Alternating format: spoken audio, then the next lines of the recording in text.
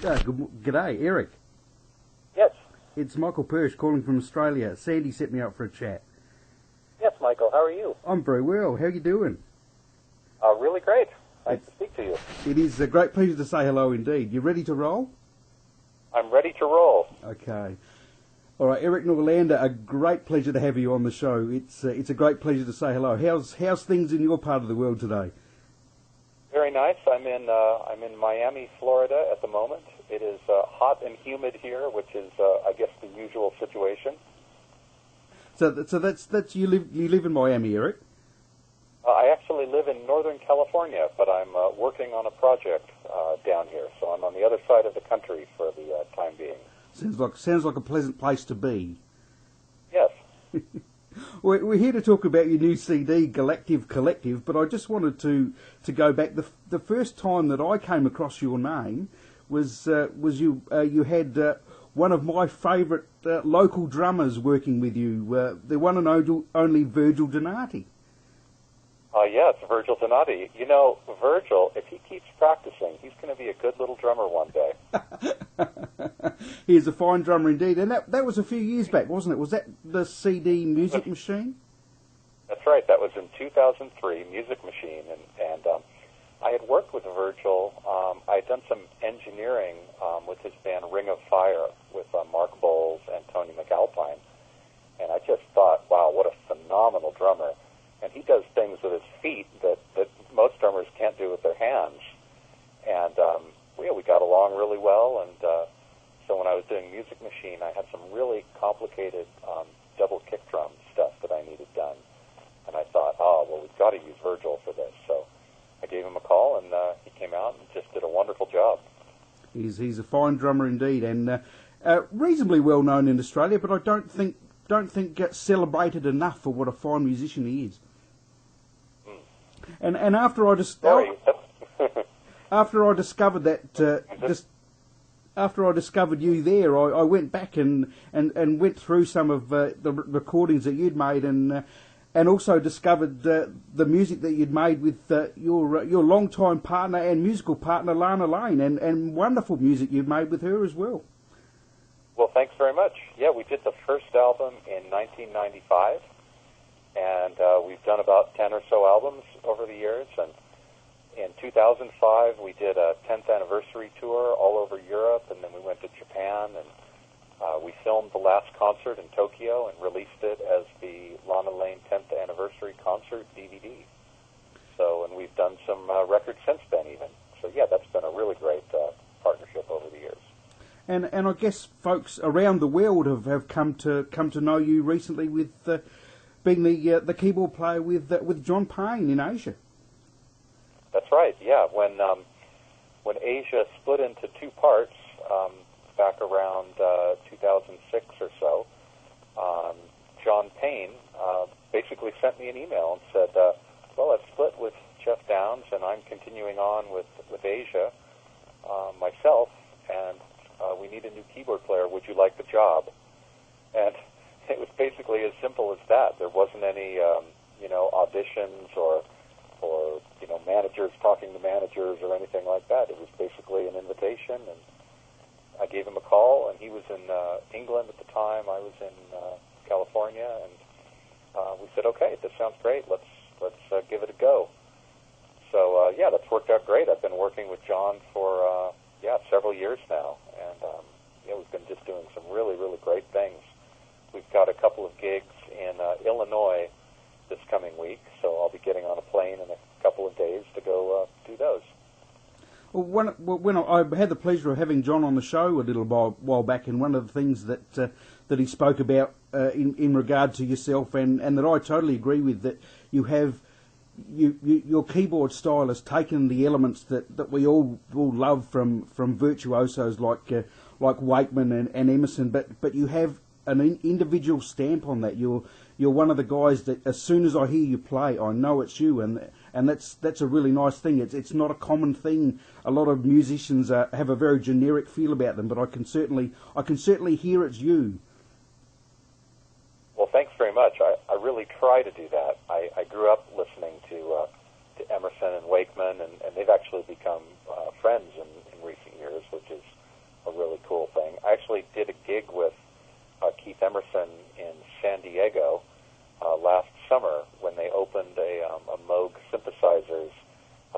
museum exhibit at a museum down there in San Diego in the bottom part of California. And so Keith and I played a concert together to open the museum, and that was a really cool event. And yeah, I mean, he and Rick both are just phenomenal players, and I don't think I'd be doing this if it weren't for those guys. But you know what's cool about both of them, and you could of course say, you know, Patrick Moraz and Mike Pinder and Chick Corea and so many other, you know, iconic keyboard players, is like you said, when you hear, you know, just a couple of bars, you know it's them. And so in my own playing, I've tried to do the same thing, where you know, I've taken influences from all of these guys, of course, but hopefully when you hear me play, you know it's me and not just some, you know, generic keyboard part that goes by. Oh, and Eric, that certainly is the case, most definitely, and it is a lovely combination of both. That I can hear the influences of the guys that I grew up with as well, that I loved when I was young. But I can certainly hear your stamp on it as well. But another interesting thing that you do that no one really does anymore is still keep the analog synthesizer and all those lovely things still alive. That's right. You know, I'm surprised. Well, I guess I'm not surprised, because digital synthesizers make it so easy. You can get, you know, one keyboard and it'll do organ sounds and lead sounds and piano sounds and string sounds. But to me, the analog synths, and of course the best analog synths like the Moog synthesizers and the Alesis Andromeda, which I actually helped to design, those instruments just have this organic, living quality that a digital synth really can't replicate. That's just such an important part of my sound. And I compare it to, you know, like a Stradivarius violin or a Les Paul guitar. You know, it's if you're going to play, you know, an electric guitar, you really want to play like an iconic one. You want to play a Les Paul or, you know, a Fender Strat or a, you know, Gibson ES335 or something like that. And with the synthesizers, to me, it's the same way. You know, you want to play a Mini Moog or the Modular Moog or the Hammond organ or the Mellotron or just some of these classic, timeless instruments. And they sound like no others, and they sit in the track like no other instruments do. They do indeed. Is it a challenge live to actually shift those sorts of things around the country? It is, in fact, because they are a little bit on the delicate side. And, you know, the guys at the airport, they've got a job to do, but sometimes when they're moving the cases, they're not as gentle as we might like them to be. So the keyboards, you know, they get banged around pretty good, and I make it a pretty regular routine to take the synthesizers in for service and, you know, send them back to the Moog Music Factory or wherever to get calibrated and retuned and, you know, parts replaced, you know, corner pieces that have been smashed, swapped out, and all that sort of thing.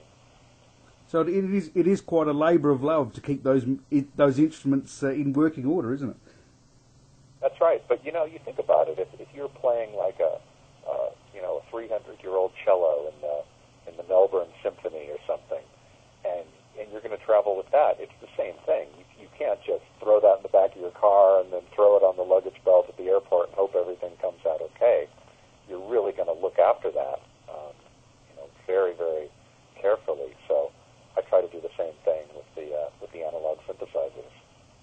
Well, let's talk about the new CD, Eric. It's a great collection of some revisiting of your very long and varied career, and I guess it's perfect timing as well, because as we said at the start of our chat, I guess a lot of people have come across your name from working with John Payne in Asia, and it's a great opportunity, I think, for people that may not be familiar with your work to hear some stuff and new reworkings of stuff that you've done before. Thank you. The catalyst for doing the Galactic Collective was really to bring together the best instrumental work that I've done over the years for various projects, from my solo albums through my band Rocket Scientists, through the Lana Lane albums, to just take all these great instrumental pieces that were written for different projects and then re-record them all as one singular project. We went to this really great recording studio in Cleveland, Ohio. They had a beautiful 9-foot Steinway grand piano from the Cleveland Symphony that I used, along with Hammond organ, and then I brought in 3 Moog synthesizers and the Alesis Andromeda and a Rhodes piano and all that, and just came up with these new arrangements for the 10 songs. And man, we just packed the CD. You can fit about 80 minutes on a CD, and this is like 79 minutes and change. So we got about as much on that CD as you can possibly get. But the idea for it really came from me doing these solo concerts that I'd done over the years. I mentioned the one I did with Keith Emerson last summer, but I've done, just tons of them over the years. In fact, that's actually how I met Rick Wakeman. He and I were doing a electronic music festival in the Netherlands in 2001, and I was playing right before him, which was a great honor, of course. And I was just doing these instrumental sets of, the best music I had come up with by that time. And so I would draw from, the Lana Lane songs that I'd written, and from the Rocket Scientist songs, and from my solo catalog, and would put together these, kind of electronic, keyboard-oriented, progressive rock solo sets. But I never really had a single album that was reflective of that. And so that's really what the Galactic Collective is. That's really, those solo gigs are really the catalyst for this album. And Eric, it is, I guess, for people like myself that are familiar with your work, it's really nice to hear those tunes done in a different way and reworked. But as I said, it's nice for folks that may not be so familiar to have a collection like this to get familiar with your work. And you mentioned the Rocket Scientist, and I certainly went back once I discovered you and really enjoyed listening to the music you'd made in that outfit, and the tune Dark Water on this CD is an epic of an opus of epic proportions indeed. Great. Well, I did the first Dark Water piece in 1995 on the Rocket Scientist Brutal Architecture album, and it opened the album, and I liked it so much, the band liked it so much, and the fans liked it so much that I just kept up that philosophy, that theme, where you'd have this very spacious kind of synthesizer atmosphere, and then over that you play like a melodic lead, with hopefully some kind of an inventive synthesizer tone, but do it in a way where it's not gimmicky, but very, very just melodic and beautiful. You could think of something like Pink Floyd's "Shine On You Crazy Diamond" with the beautiful David Gilmour guitar solo that starts that. I wanted to do something very similar to that with the Dark Water pieces, and then as those pieces enumerated over the years, I thought when we were doing the Looking Backward project in 2007, wouldn't it be great to come up with this kind of like kinetic percussion groove that I'd done on my Threshold album and on my Seas of Orion album, and then play the various Dark Water themes over that kinetic percussion groove. And that's where Dark Water Part 5 came from. And then for this album, the Galactic Collective, I took all of the themes and really just played through all of them. And so it starts off with Dark Water Part 1, this very moody, atmospheric, kind of peaceful track. And then it grows, through the various themes. And by the end, we're into the whole, kinetic drum and bass rhythm section thing going on, with some great guitar work and just all kinds of synthesizer madness going on. Everything from leads to sound effects to sweeps and drones and basically everything that I could think of that a synthesizer could do, I put into that piece. So it's loads of fun to play live too. I've done it several times, and it's just a great piece to play on stage.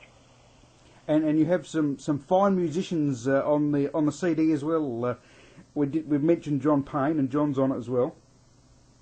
Yes, he is. John did some guitar work for me, actually. And John's, of course, the bass player, really excellent guitar player. So he did some guitar parts for me on After the Revolution and Neurosaur, and then he also laid down some vocals for me on Neurosaur. He did the kind of gothic choir part on that, which just sounds wonderful. And then Mitch Perry, who's playing guitar in Asia featuring John Payne now, he did some wonderful guitar work for me on After the Revolution. And then I had Mark McCrite from Rocket Scientists strum some acoustic for me on a couple of songs on Sky Full of Stars and Dream Currents. And then Lana did some just beautiful choral vocals on After the Revolution and Sky Full of Stars also. And then the other three guys were basically the core of this solo band. They're all from Ohio, in the middle of the United States. And I had done a lot of gigs there in that part of the country. And so I'd met a lot of just great people there, and these musicians had all been referred to me, like, oh, Eric, if you ever want to do something in Ohio or in the northeastern United States or the Midwest, you really ought to think about working with these guys. So we got together last year and played a couple of shows and did some preliminary recordings, and I just thought they were phenomenal. It's Nick Lepar on drums, Mark Matthews on bass, and Freddie DeMarco on guitar. And not only do they play my music just tremendously, but they all work together really well. And they've all known each other for years, and all being from that area, it was great. It was like stepping into a band that had worked together for years, but that band was playing my music. So I think that gives the album a pretty special sound too. It does. It's and as you say, those guys are great musicians in their own right, indeed. And it's nice and refreshing too to hear not only some guys I'm familiar with like Mitch and John, but to hear like Nick's drumming. Just I thought, who is this guy? This guy's great, and it was really nice to hear some new people that I wasn't familiar with. Sure, and I played with some tremendous drummers over the years. We talked about Virgil Donati, of course. I've also worked with, I've done a ton of records with Greg Bissonette, with Vinny Appice from Black Sabbath, Ernst Van A, a fantastic drummer from Holland, Simon Phillips, just, the best that the drum world has to offer. So you can imagine, a drummer coming in to work with me, they're like, oh man, what am I in for now? But Nick, just dove into the project, and he's just a very cool guy, very relaxed guy. Keeps all the intensity in his playing and not in his personality, which is nice. So he's just great to work with, super pro, great chops, and that's what we need.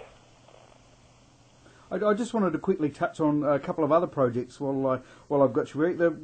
The Roswell 6 project is an interesting one as well. That Dream Theater are a huge band around the world, as they are here in Australia. But the collaboration with James LeBrie on that one I thought was very interesting.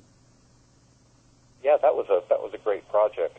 I was invited by science fiction author Kevin J. Anderson, who's written the latter-day Dune novels following Frank Herbert's death. Kevin was starting a new saga called Terra Incognita, and he wanted to do a progressive rock CD to go along with it. So he and the record label basically commissioned me to write the music for this album and produce the recording.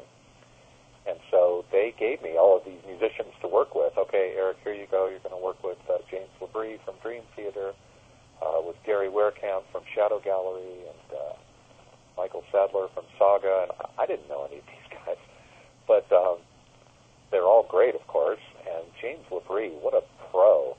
He was just such a gentleman right from the start, and really researched his character and worked to deliver his vocals just perfectly in character. It would have been easy for someone like that, especially with the tremendous success of Dream Theater, for James to just come in and just do a quick session. But man, he really invested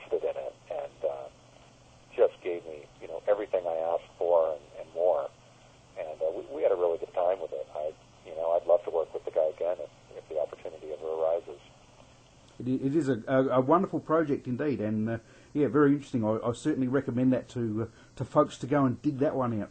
And another band that you've recently toured Europe with that has a little bit of an Australian connection with Simon Wright, who of course played drums for Australia's favourite sons for a few years, AC/DC. The band Big Noise.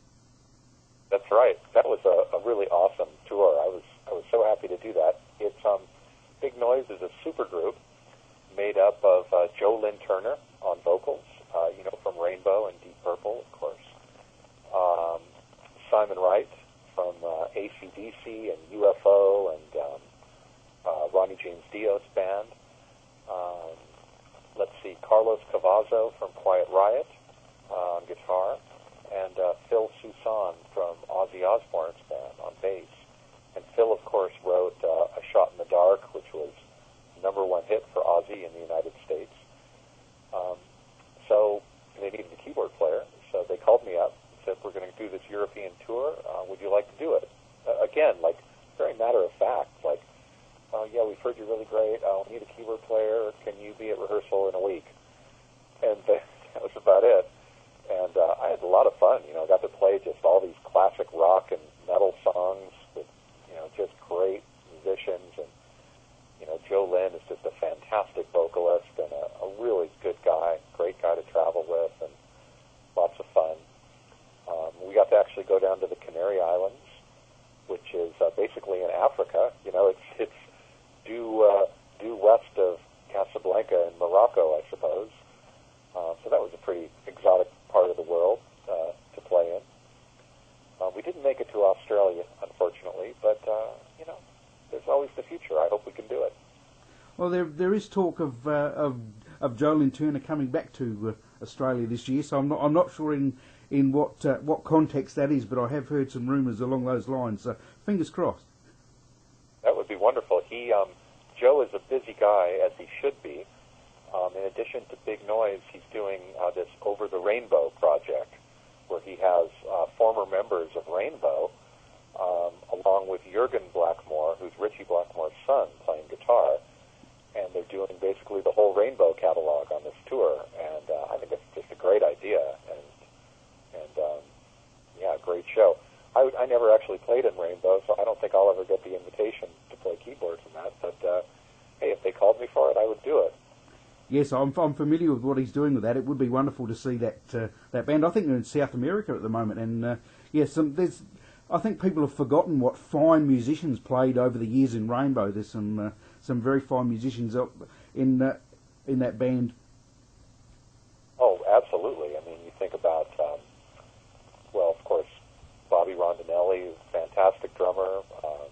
He's playing with my friends in Blue Oyster Cult for a while. And you got, Roger Glover, of course, from Deep Purple, played in Rainbow. Just great bass player. Tony Carey, amazing keyboard player. Then you had Don Airey and David Rosenthal after that. Yeah, just a litany of fantastic musicians. You've mentioned the Moog synthesizer a few times in our chat, Eric, and I just wanted to ask you about the Bob Moog Foundation that I know you're heavily involved in. That's a very interesting thing. Yeah, I am. After Bob Moog passed away in 2005, his family received such an outpouring of well wishes and respect and just a desire to see the Moog legacy continue that they started the Bob Moog Foundation. And it's led up by Bob's youngest daughter, Michelle Moog Kusa, in Asheville, North Carolina, where the family lived, where she still lives. And Michelle's just done a wonderful job of promoting and carrying on the Moog legacy, and not only just the great instruments, but the spirit of Bob and his commitment to artists and creativity and education and so forth. I'm actually going to be playing a concert at the end of this month in Asheville, North Carolina. It's called Mogus Operandi, and the idea is that it's going to be a fundraiser for the Bob Moog Foundation at a beautiful venue there called the Orange Peel, and I'm going to be bringing my giant Wall of Doom modular Moog synthesizer. In fact, it's actually on the road now. It just shipped out yesterday from California, and I'm going to be playing a concert there along with 12 local Asheville musicians. I'm going to do the whole Galactic Collective album and then probably a couple of other pieces as well. So I'm really looking forward to that. Fantastic. You are a busy man indeed, Eric. I am, but as a musician, your career goes up and down, and, you're playing for 10,000 people one day, and you're playing for 10 people the next day, and you're playing for 10,000 people the day after that. So I'm just grateful to be playing and able to earn a living and, traveling and just meeting all these great people, and I'm just, humbled and grateful for every day. You are making fine music in all the projects, all the varied projects that you're involved in. You are making very fine music indeed, and the folks like us that get to listen to it are very appreciative of it as well. It's been a great pleasure to say hello, mate. Well, thanks very much. I really appreciate you having me on the show, and hopefully we'll speak to you again. And hopefully people's ears in this part of the world will prick up a little bit and go and do some searching and find, as we spoke about, some of the great music that you've made and the new CD as well. That sounds wonderful. You can always go to my website. It's ericnorlander.com. Eric with a K, ERIK, NORLANDER.